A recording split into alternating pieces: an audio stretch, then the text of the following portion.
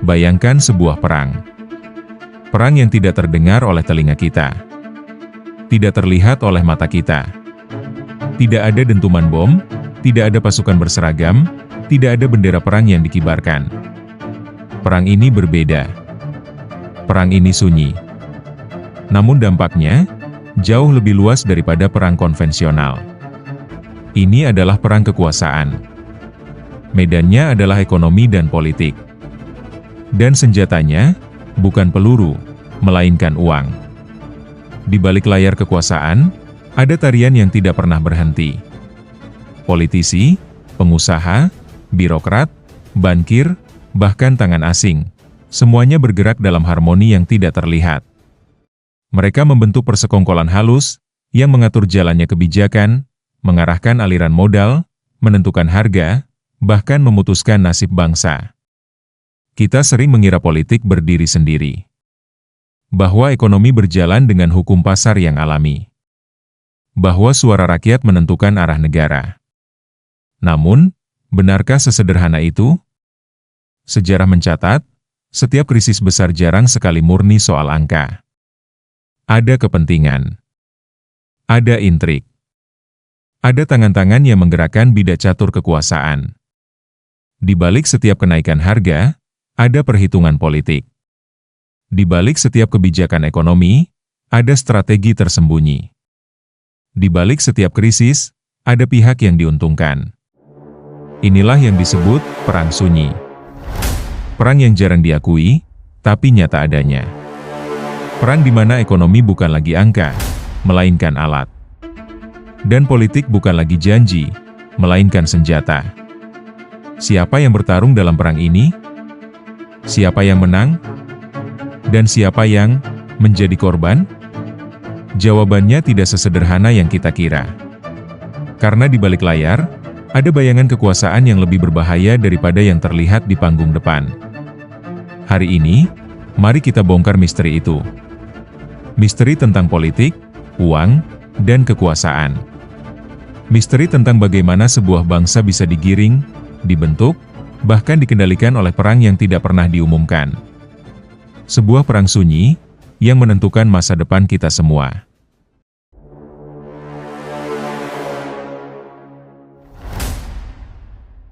Jika kita membuka lebih dalam tabir perang sunyi, kita akan menemukan sesuatu yang jauh lebih rumit daripada sekadar hubungan politisi dan pengusaha. Kita akan menemukan jaringan bayangan. Jaringan yang bekerja seperti sarang laba-laba. Tak terlihat, namun kuat. Rapuh jika disentuh satu benang, namun mematikan ketika seluruh jaringnya bergerak bersama. Jaringan ini terdiri dari berbagai lapisan. Di permukaan, ada wajah-wajah yang sering kita lihat di media, politisi yang tersenyum, pengusaha yang dielu-elukan, pejabat yang berbicara tentang pembangunan. Namun di balik mereka, ada nama-nama yang jarang disebut. Ada konsultan, lobi, broker, bahkan orang-orang asing yang ikut menentukan arah kebijakan. Mereka bukan sekadar individu. Mereka adalah simpul. Simpul dalam jaringan yang lebih besar, yang saling mengaitkan satu sama lain. Bayangkan sebuah proyek nasional yang bernilai triliunan.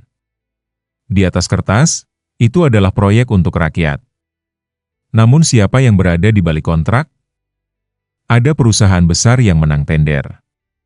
Tapi siapa pemilik sesungguhnya? Siapa yang diam-diam menanam modal di sana? Dan siapa yang menggunakan nama samaran untuk menyembunyikan kepemilikan? Uang tidak pernah berjalan lurus. Ia berputar, bersembunyi, berpindah tangan. Melalui rekening luar negeri. Melalui perusahaan cangkang di negara tax haven. Melalui yayasan, lembaga, bahkan media. Setiap rupiah yang keluar, selalu ada jejak yang harus dihapus. Dan setiap keuntungan yang masuk, selalu ada tangan yang harus dibagi. Inilah yang membuat perang sunyi begitu licin. Ia tidak bisa dilihat dengan mata telanjang. Ia hanya bisa dirasakan melalui dampaknya. Ketika harga kebutuhan pokok tiba-tiba melonjak. Ketika utang negara semakin membengkak. Ketika kebijakan terasa tidak masuk akal bagi rakyat kecil, namun sangat menguntungkan bagi segelintir orang. Itulah tanda-tanda bahwa jaringan bayangan sedang bekerja. Persekongkolan ini tidak hanya bermain di bidang ekonomi. Mereka juga menguasai informasi. Media massa bukan sekadar pemberi kabar. Media adalah senjata. Ia bisa membentuk opini, mengangkat nama seseorang, atau menghancurkan reputasi dalam semalam. Dan siapa yang mengendalikan media? Siapa yang memiliki saham besar di perusahaan berita, televisi, dan platform digital? Seringkali jawabannya kembali ke kelompok yang sama. Kelompok yang juga bermain di politik dan ekonomi. Mereka memahami bahwa kekuasaan bukan hanya tentang uang. Kekuasaan juga tentang narasi. Tentang cerita yang dipercaya oleh masyarakat. Tentang siapa yang dianggap pahlawan, dan siapa yang dicap musuh. Dalam perang sunyi, opini publik adalah senjata paling ampuh. Dengan opini, kebijakan bisa dipaksakan. Dengan opini, krisis bisa disamarkan. Dengan opini, persekongkolan bisa disembunyikan di balik topeng demi kepentingan rakyat. Namun, meski mereka tampak solid, jaringan ini tidak selalu harmonis. Ada perebutan di dalamnya. Ada konflik kepentingan. Ada pertarungan antar faksi.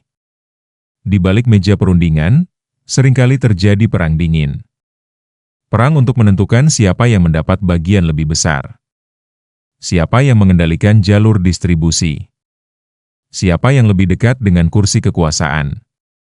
Kadang, konflik ini meledak ke permukaan dalam bentuk skandal besar. Kasus korupsi yang terungkap. Penyelidikan yang menyeret nama besar. Atau bocoran dokumen yang membuka rahasia gelap. Namun biasanya, semua itu cepat mereda. Mengapa? Karena sistem sudah diatur sedemikian rupa. Jika satu nama jatuh, ada nama lain yang segera naik menggantikannya. Jika satu jaringan runtuh, jaringan lain sudah siap menopang. Inilah kehebatan sekaligus kengerian dari perang sunyi. Ia tidak pernah benar-benar berhenti. Ia hanya berganti pemain. Panggung depan berubah wajah, tapi panggung belakang tetap sama. Dan rakyat tetap menjadi penonton sekaligus korban. Mereka bekerja keras setiap hari. Mereka membayar pajak.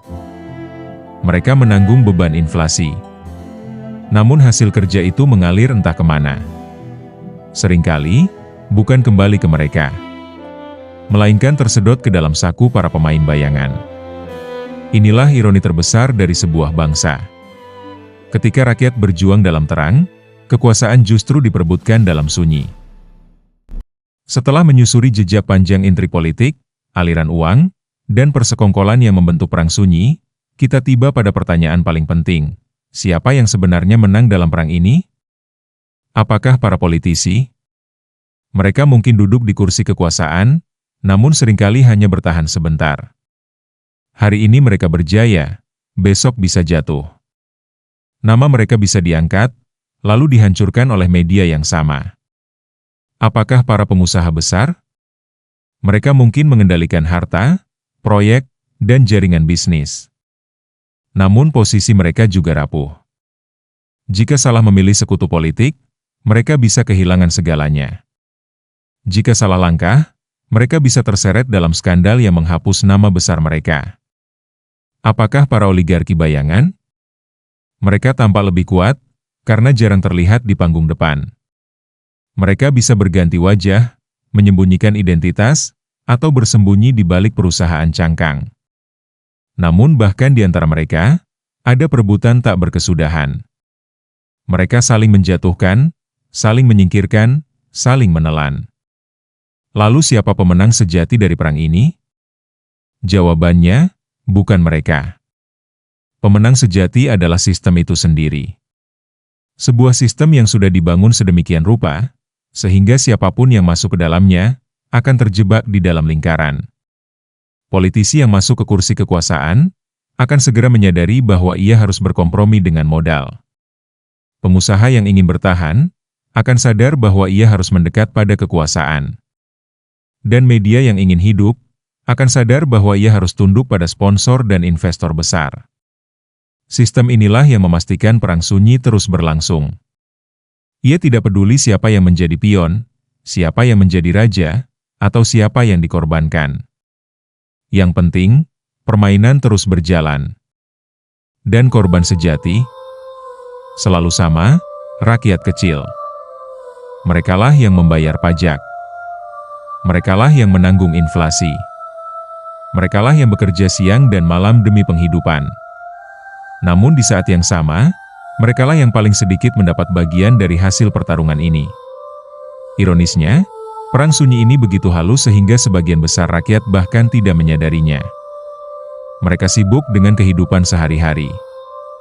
Sibuk dengan harga kebutuhan pokok yang naik. Sibuk dengan pekerjaan yang semakin berat. Sibuk dengan impian yang terasa semakin jauh.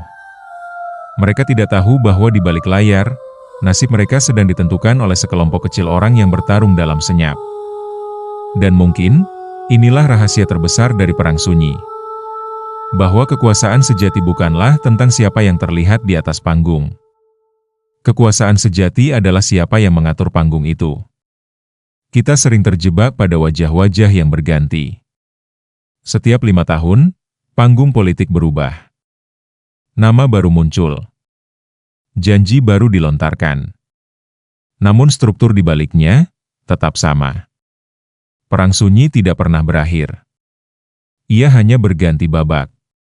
Dan selama sistem tetap seperti ini, selama uang tetap menjadi bahan bakar politik, selama opini publik bisa dibeli dengan narasi, maka perang ini akan terus berlangsung. Sunyi. Tak terlihat. Namun mematikan. Pertanyaannya sekarang adalah, apakah kita hanya akan menjadi penonton? Atau berani membuka mata, memahami pola, dan mulai menuntut perubahan? Karena jika tidak, kita hanya akan terus menjadi bidak. Bidak dalam sebuah permainan catur raksasa. Sementara para pemain bayangan tetap tertawa, di balik layar, dalam perang yang tidak pernah diumumkan. Itulah wajah asli dari perang sunyi, politik, uang, dan misteri kekuasaan. Sebuah kisah tentang bagaimana sebuah bangsa bisa digerakkan oleh tangan-tangan tak terlihat. Sebuah kisah tentang rahasia, persekongkolan, dan intrik. Dan sebuah peringatan, bahwa sunyi seringkali lebih berbahaya daripada bising. Setiap kali kita melihat layar televisi, membaca berita di media massa, atau mendengar pidato pejabat, seolah-olah semua berjalan normal. Politik bicara tentang rakyat. Ekonomi bicara tentang pertumbuhan. Dan pemerintah bicara tentang pembangunan. Namun, di balik kata-kata itu, ada sesuatu yang tidak kita lihat. Sesuatu yang jauh lebih kompleks. Dan jauh lebih gelap. Hubungan antara politik dan ekonomi bukanlah hubungan yang bersih. Ia bukan sekadar sinergi. Ia adalah pertarungan kepentingan. Politik membutuhkan dana untuk berjalan. Setiap kampanye, setiap iklan, setiap mesin partai, semuanya butuh uang. Tanpa uang, politik hanyalah panggung kosong tanpa cahaya. Di sisi lain, pengusaha membutuhkan perlindungan. Mereka butuh regulasi yang menguntungkan. Mereka butuh akses pada sumber daya. Mereka butuh jaminan bahwa bisnis mereka tidak diganggu oleh hukum, kompetitor, atau kebijakan. Dan disinilah ikatan rahasia itu terbentuk. Politisi mencari modal, pengusaha mencari kekuasaan. Keduanya saling memberi, saling menukar, saling bersekutu. Di permukaan, mereka tampak berseberangan. Politisi bicara tentang rakyat kecil. Pengusaha bicara tentang laba. Namun di balik layar, mereka duduk di meja yang sama. Membicarakan kepentingan yang sama. Menyusun strategi yang sama. Beginilah perang sunyi dimulai. Bukan dengan peluru, tapi dengan kontrak. Bukan dengan senjata, tapi dengan dana kampanye. Bukan dengan tentara, tapi dengan jaringan bisnis. Bayangkan sebuah keputusan politik besar, misalnya, kebijakan impor bahan pokok. Bagi rakyat, ini hanya soal harga naik atau turun. Namun bagi kelompok tertentu, ini adalah peluang emas. Ketika impor dibuka, Siapa yang menguasai izin? Siapa yang mengendalikan jalur distribusi? Siapa yang mendapat bagian dari setiap transaksi? Begitu pula dengan proyek infrastruktur raksasa. Jutaan, bahkan miliaran dana digelontorkan. Namun siapa yang mendapatkan kontrak? Siapa yang memasok material? Dan siapa yang diam-diam ikut bermain di balik nama perusahaan? Inilah wajah asli hubungan politik dan ekonomi. Sebuah simbiosis, yang lebih mirip simbiosis parasit daripada mutualisme. Dan semakin besar uang yang dipertaruhkan, semakin dalam pula intriknya. Muncul kelompok-kelompok yang disebut oligarki.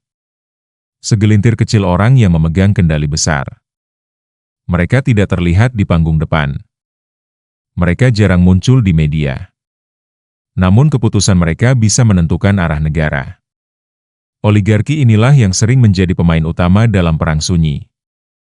Mereka membiayai politisi. Mereka mengatur kebijakan. Mereka membentuk opini melalui media. Dan mereka memastikan bahwa siapapun yang naik ke kursi kekuasaan, tetap bergantung pada mereka.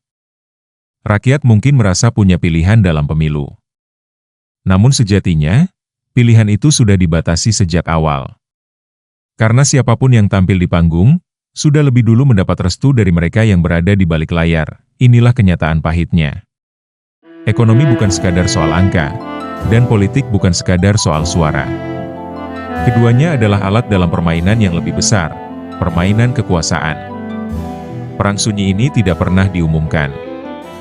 Tidak pernah tercatat dalam buku sejarah. Namun jejaknya ada di mana-mana. Dalam kenaikan harga yang tiba-tiba. Dalam krisis yang muncul tanpa peringatan. Dalam proyek-proyek raksasa yang tiba-tiba berubah arah. Semua itu adalah tanda. Tanda bahwa ada tangan-tangan tak terlihat yang sedang menggerakkan papan catur. Dan para bidak, termasuk kita semua, hanya mengikuti permainan itu.